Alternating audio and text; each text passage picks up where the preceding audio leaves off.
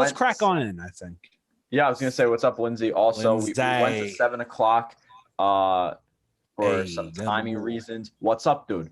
What's up? Says, what up, dude? I say, what's up, dude? And then, yeah. Did Chris say what's up? I didn't see a comment. I saw Lindsay commented. Yeah, we'll get cracking on it. More people will probably roll in as it goes, or maybe just everyone's busy eating dinner or something like that on this beautiful Saturday. Kraken? Like the Seattle Kraken? What is that? Like the Seattle Kraken? Huh? Oh, just like them. Hey. Yeah. That's not the post. Spoiler alert. It could be. It was intention. Could be. Well, I already said it's not, so it's not. Well, could be though, huh? I mean, I suppose, but it's not. But hey, maybe it's not though. Happy birthday. We're gonna start off with the birthdays. What do we got here? We got July 24th, a monumental day in history because one of the greatest, I was gonna say just like most famous pops sensations. I don't know. She's done a lot of stuff. She's up there, I suppose. Yeah. I was curious to see where you were going with that. I don't know where I was going. I don't know how to introduce her any other way. She's an icon, though. Yeah, J-Lo. She's Jenny from the Block. Yes. You know, I'm still Jenny from the Block. I wonder if she is still Jenny from the Block. She's still looking very fine at her age. Yeah, I mean, first birthday. I've already cussed, but yeah, she's still a bad bitch, right? She's fine 99. Yeah. At 51. Sorry, A-Rod, don't beat me up. Hey, well, no, they're split skis. J-Lo, my DMs are open, all right? Oh. Apparently, right. Bennifer is back. Did you hear about that? What? Bennifer, Ben Affleck, what the hell is J-Lo, they're back together. Come to the Nisto Bros podcast to get all your tea. Apparently all the tea. I didn't know that. Ben Affleck and J-Lo? They used to Come on, J-Lo. They were Bennifer, and now they're Bennifer again. That's stupid. Also, I don't know how I feel about that couple name. You went from A-Rod to Ben Affleck? That's terrible. That's a terrible downgrade. That's a terrible downgrade. What's up, Ricky? That's terrible. Oh, he's at the Mets game. At the Mets Let's game go right Mets. Now. Oh, what's up, dude? Tell the Mets to put on the Nisto Bros podcast live on the big Jumbotron. Tell them to do it. That'd be sick. That'd be pretty sweet. I'm gonna say Jennifer Michelle Lopez. I like that. I actually really like that guess. Oh, you can't hear anything. I understand. Anyone else here? I understand. I understand because it's at the Mets game. Yeah, I understand. Mets game's kind of loud sometimes, huh? Yeah. Sometimes. Well, thanks for coming and stopping by anyway, Ricky. Enjoy the game. Yeah, go other team. I don't know who they're facing. Shut up. He said he sent me a message. He said need subtitles. Funny. I'm gonna say it's Jennifer Christina Lopez with an H. So CH, K or other kind of. Oh, spellings. It's 52nd birthday. Are you kidding me? I mean, she's still. I still stand everything that I had said. Jennifer Lynn Lopez. Classic Jennifer middle name, honestly. Classic. What's up, Matt? Yo. Matt, I beat you. You're late. Unacceptable. Oh, what's up, Jacob? Also, all right, who's the next birthday, Mike? Jacob.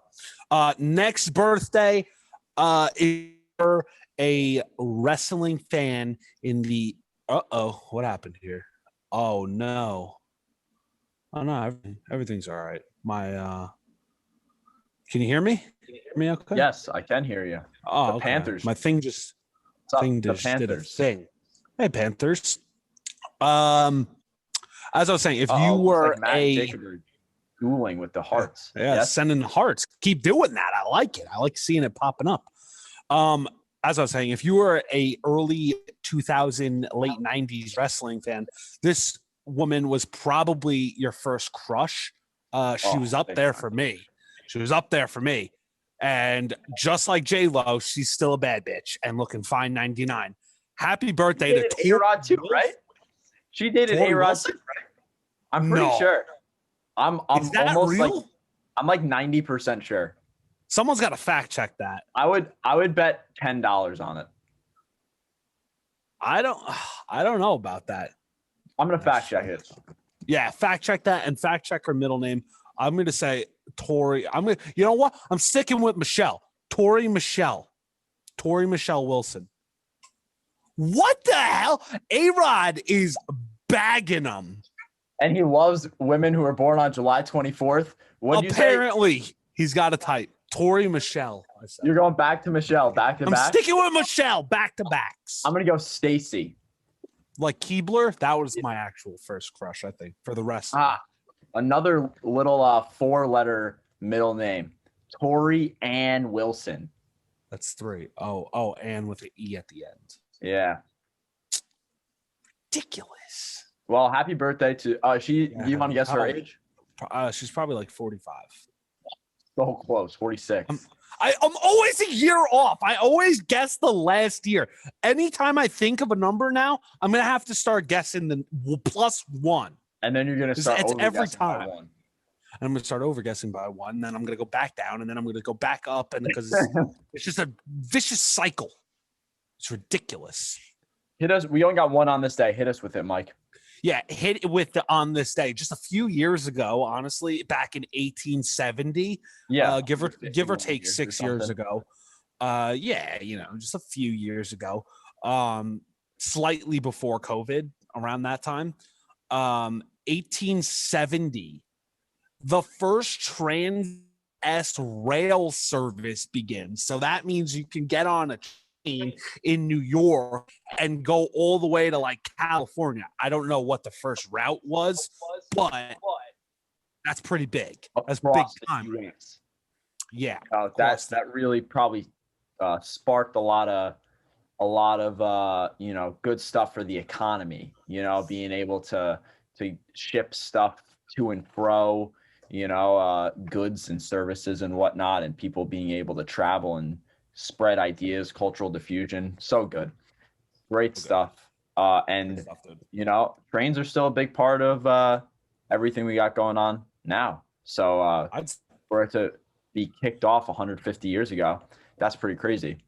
Yeah, trains are still huge. It's huge, obviously, in New York, Long Island, but Amtrak, all kinds of trains to go to and fro, just like that, to and fro. Hey. All right. Is that what they do on the train? I haven't been on a train in a very long time. So I actually went on a train Thursday. Yeah. Yeah. How was it? Was it very? It was great. Like it worked really good. Oh, that's real good. Real goodly. What did you ask? I don't remember, honestly. Okay. I said, was it train like? I don't know. I probably said something stupid. It was good. I think it was something like that. Good. Excellent. Nisto Drinks. Was it for Nisto Drinks? Is that what you did? We were on the train? No, unfortunately, it was not. Yeah, I know. It was Thursday, but it was not because of Thirsty Thursday. It was. I actually pre-recorded the episode on a wet Wednesday, as it's been known to be called, at a little hashtag Wet Wednesday, because it's a beverage. I don't like that one. I know. Yeah, Daniela didn't like it when I said it that other time either. Shout out to Daniela. You're not here though. Yeah, but shout out to you. Yeah, it's questionable. What do we got? We had an iced tea. This is also episode 99. Please, again, anyone listening, if you have any ideas for episode 100, something big, something crazy, something monumental, 100, triple digits, it's going to be big. But I don't know exactly what we want to do yet. Maybe we'll have some kind of discussion. But that's besides the point. Episode 99, though, was this iced tea that was very, very strange. It didn't have a lot of sugar, but it wasn't unsweetened either. And it said it had honey and lemon, and neither of them were very pronounced flavors. So it all around just kind of fell flat and it was fine, but there was nothing that really said, oh man, this is an iced tea that I need to pick up. I was really intrigued by it because of the bottle. It was a cool cylindrical thing, and the cap was like the same size and it was huge. But it was kind of a big cap. You know what I mean? They talked a big game, but it didn't really follow through how I thought it was going to, and it kind of let me down there. One thing that I'm not sure, I was talking to someone after the review about it, and I said like how there was a fermented taste. There was kind of a fermented taste at the end. Right. They said, hey, maybe it was just like it was kind of left out for a little too long or something like that, because that's can happen, and that's how fermenting happens. It's just left out over time. So it could have been something like that, and that could have just like really derailed it. But if that's just how it usually comes, I think it's a very polarizing taste that could really throw it off more for people who aren't as accustomed to it. So I think overall it's just kind of there isn't a reason to stray away from the classics of Arizona, Snapple, if you're going for a regular iced tea. If you're a pure leaf guy, your Gold Peak, those are good ones too. Argo, you're not getting my cosign. That's what I'm saying. That's you rough. passed, Rough but you're not getting anything more than that. You got right above the passing grade, and that's all you got. All right. That's it. Unbelievable. That's my little What's rant up, Phil? Was that Yeah. Was that all right? Yeah, of course. I mean, they made it.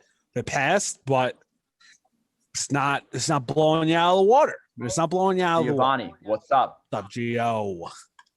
I also had a passing, but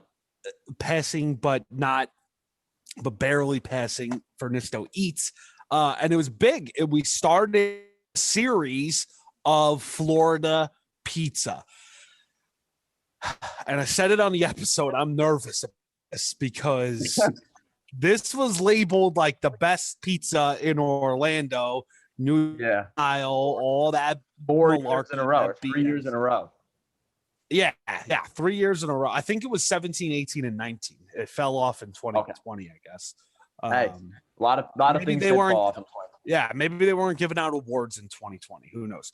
But if this is the best pizza in Orlando, I'm in trouble because you're gonna have to travel. Yeah, I'm gonna have to go out of Orlando. It's gonna be Orlando area. So we'll see. But yeah, it was the okay. So now also I want to talk about the barbecue chicken slice because I was baffled by whatever kind of cheese it was. I looked at the menu after the fact, and it said that it was mozzarella. There's no way. It didn't look like mozzarella. No, there's no chance that was mozzarella cheese. It kind of looked like a white slice. Oh, yeah, it almost was. What kind of cheese is on a white slice? I'm not 100% sure. It might be like you were saying cottage cheese, or maybe like it was like a cottage or something like that. Yeah, that was another one that I was thinking that it could have been. But it was not mozzarella. I don't know. Because on the menu it said mozzarella. There's no chance that was mozzarella. No. I hear you're fact checking. Yes. What kind of cheese is on a white pizza? But yeah, it was. I'm in trouble. If this is the best pizza in Orlando. I did have a recommendation sent to me from someone from school. Shout out to Anthony. So thank you. That'll be next week's episode. It was Regatta. Mm-hmm. Regatta. Maybe that's what it was.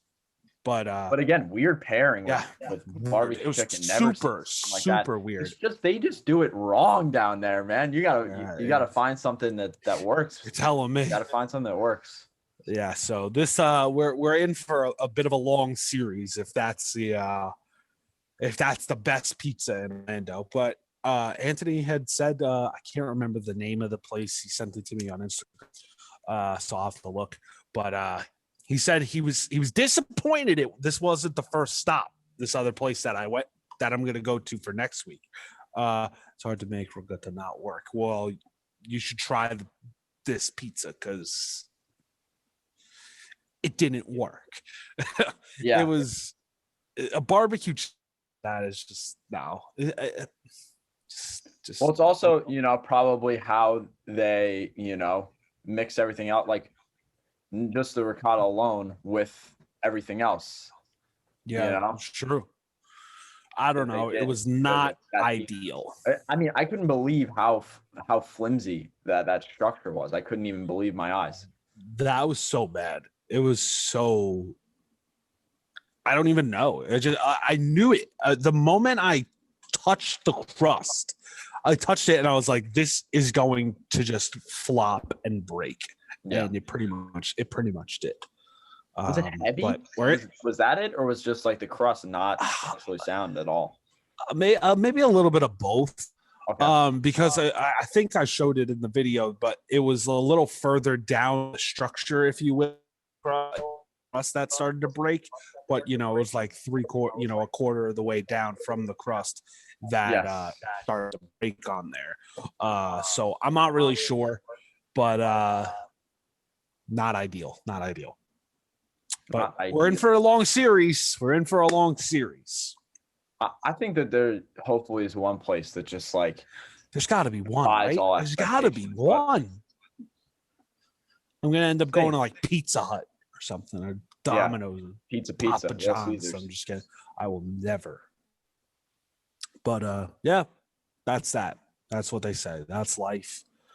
However, the rest of the song goes from Joker. That's life, so the people say, something like that.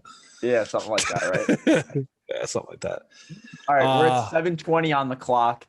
That means I think we should get into the Hall of Fame bracket that we have for you guys on this week's episode. If you're an audio learner, we will read out all the matchups, but I'm also going to show it to you guys. It's going to be backwards. I'm sorry. I don't know what to tell you, but here we go. It's backwards on one, I remember, right? It's backwards on the YouTube, I think, but Facebook, it's okay. I don't know. Whatever. We get out anyway, so. Yes. So it's going to be our 8 Leonardo DiCaprio movies here. And here we go. We randomized them as all. We picked the 8 that we felt were, that were most worthy of being included, that we knew the best, or, somewhat the best. And here we go. What? Timeout. No. Sorry. Go ahead. Yeah, I was going to say that part is very, very important, that we know the best. Yeah. Because it's that's very, very important, because that's pretty much what all the Hall of Fames are, really. But this one, I feel like it's important to emphasize, because the one movie that he won an Oscar for is not in here, because we haven't seen it. Oh no, I did include that one. Oh, I'm kidding. Well, it is included. Spoiler alert, haven't seen it. Yes. So therefore, maybe it is his best one, but it's likely not going to win. But anyway, let's go. Go on with the bracket. But there were some other ones that he's like known for that we didn't necessarily include. That's what we were going to say. But we did want to throw The Revenant in, which I'll get into the bracket. Starting with that, we got The Departed versus The Revenant. Like Mike just said, The Revenant is the one he won Best Oscar for in 2015 or 2016. Best actor. A few years back, and he gave that speech about global warming and all that jazz. And then The Departed, 2005, 2006, Boston mob movie. Leo, great. Then we got the bottom here. We got Wolf of Wall Street versus Romeo and Juliet. Can you guys see? I'm not looking at the Zoom. I'm only looking at the Instagram. Can you guys see it on the Zoom also? Yeah, it's showing up backwards. Zoom, yeah. All right, Instagram, good. Rather. All right. And then on the other side of the bracket, we got Once Upon a Time in Hollywood. That's a mouthful. If it moves on, I have to shorten it up. Versus Titanic. Yeah, I don't think it's... That's a classic young Leo movie, very handsome. And then we got an older Leo movie, 2019. And then the last one here, we got Inception. It's backwards. You can't even see what it says. Versus Great Gatsby. That's a tough one. I think that's the toughest. That's a tough one. I'm going to say that now. I think that last one's the toughest matchup. Yeah, that's definitely a tough one. Both, I feel like, came out similar times, like early 2010s. Something like that. Yeah. So I'm excited about this one. Leo's a great actor, one of the best out there. and it's going to be cool Should have more Oscars. to go through The all last these. one is a doozy. So where do you want to start in? Where do you want to start, Mike? Well, it's just like how we read. Top left. Top left. So I introduced it wrong because I wanted to go The Revenant first. So top left is actually going to be Once Upon a Time in Hollywood versus Titanic. So let's do it. The last one is a doozy. That's what Mike was just saying, Matt.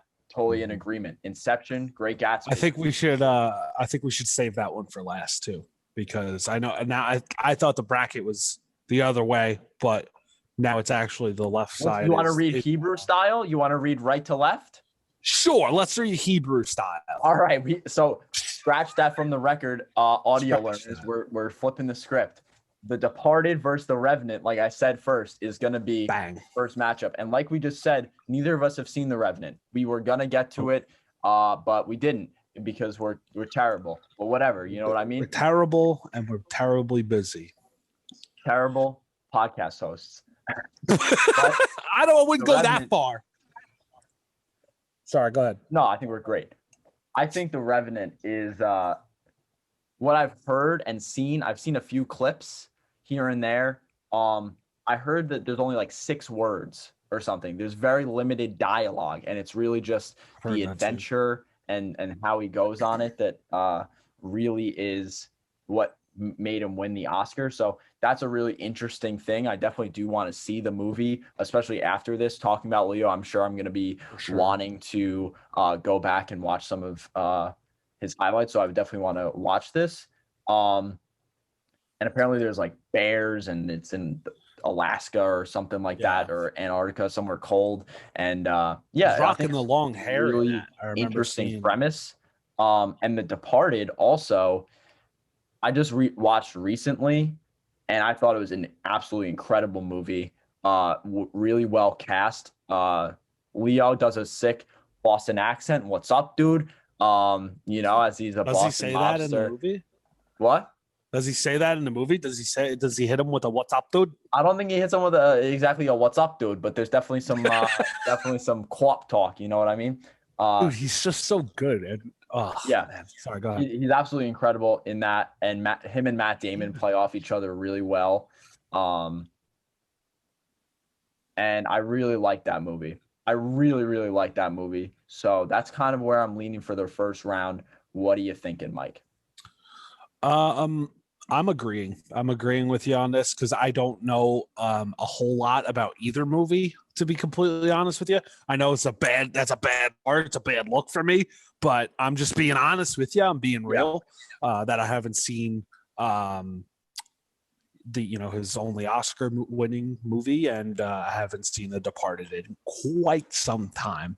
But so I'm gonna defer to Austin on this one. So I will easily agree. Okay, sounds good. So we're gonna go with The Departed moving on in this first round. But hey, don't come for our necks too hard with The Revenant. Maybe after some time we watch it and we address it. But I don't know, man. I really think The Departed is a very strong contender here. It's one of my faves for sure. I only seen it once, but it was recent, and it like immediately catapulted up my list. It was just really well done and really raw emotion from Leo. So I'm gonna move it on to the second round, and we'll move down to Wolf of Wall Street, one of the favorites in my mind of this bracket, versus Romeo and Juliet. So that's a very, very interesting one. Again, a younger Leo movie moving against a older, more mature Leo. You want to start off with the thoughts there, or? Yeah, for me, this is an easy one.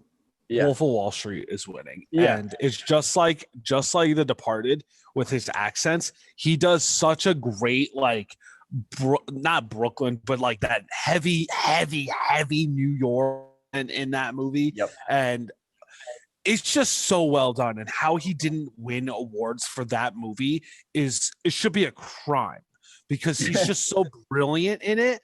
The car scene where he's like he's like crawling to the car and he opens it with his foot. I found out that like later on after the movie came out that was ad lib. That he just did that. That wasn't in the script. Nothing. He just did that, and he actually hurt his back doing that. That's crazy.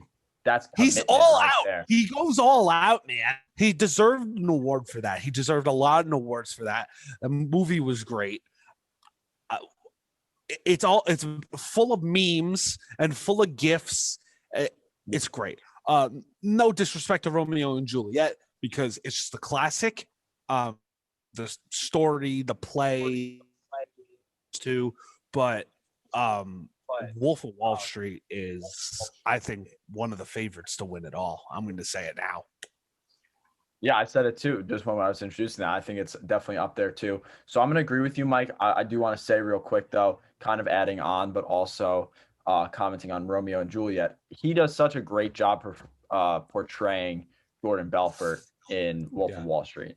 Like you just said, absolutely incredible. Just nails the character on the head. Obviously, I think I've either read this or watched a video on it that he really, spent a lot of time trying to understand the nuance of everything that Jordan Belfort was doing at the time to really, perform the role as best he could. And I think he really did.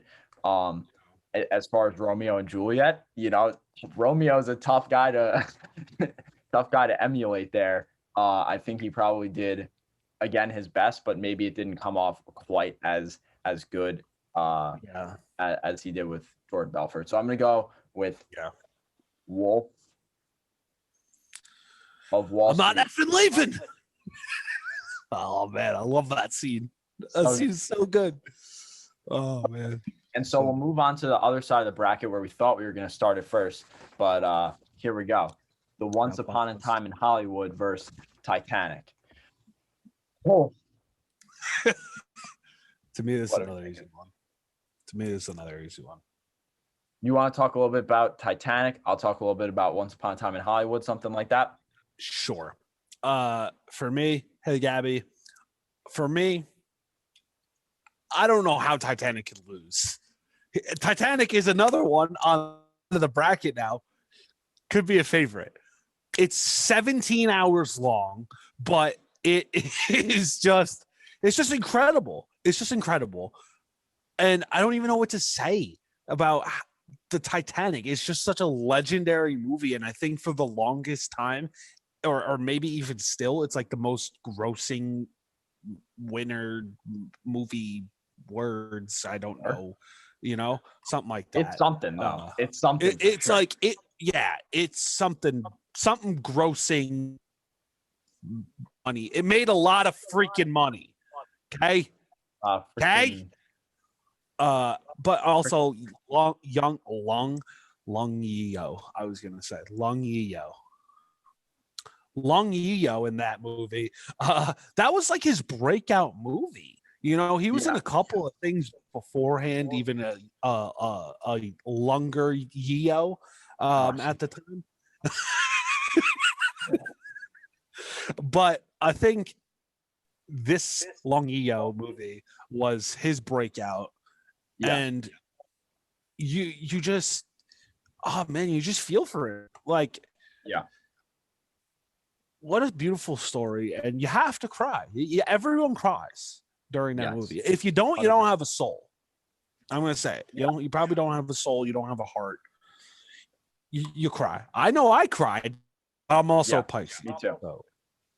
Well, I mean, like you just said, it's a heart-wrenching story. And I do think like that really was like kind of the coming out party, for Leo, and really kind of set him up for success for the rest of the 2000s.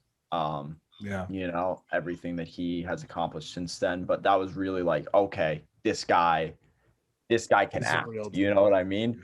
And this guy can convey emotion really well.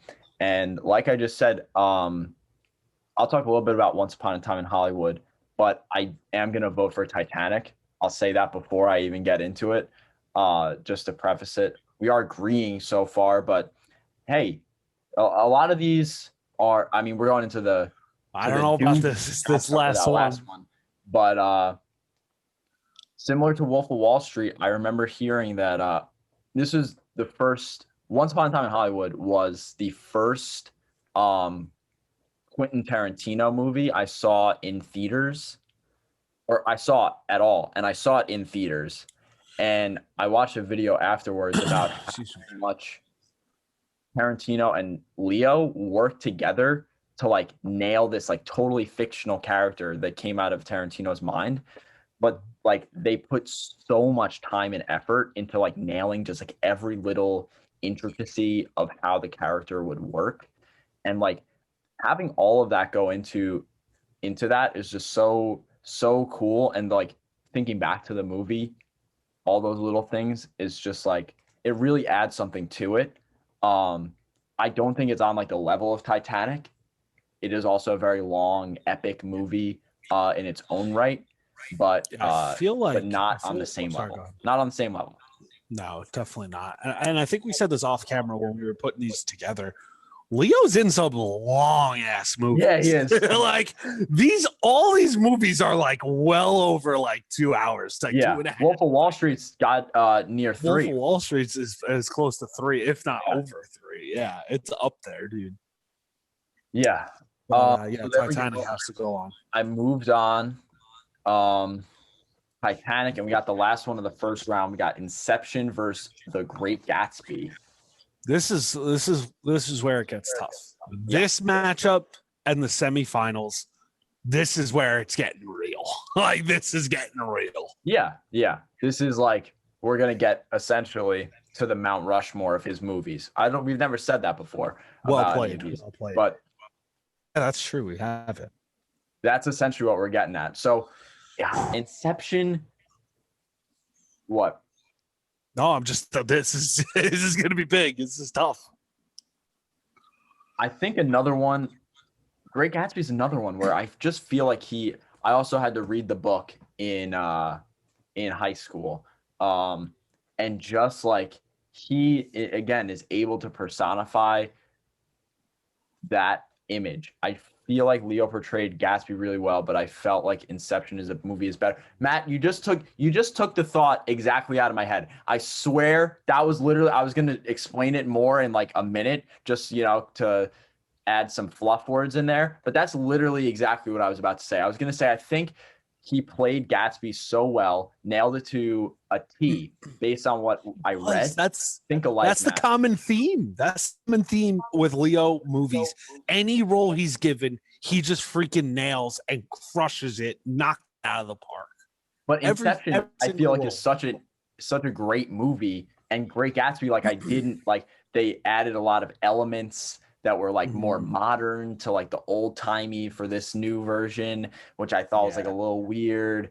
And I didn't know if the whole movie itself was as good, but I don't know. So that's why I'm kind of, this is a doozy. This is a doozy. Yeah, it certainly is a doozy. And I agree with what Matt was saying.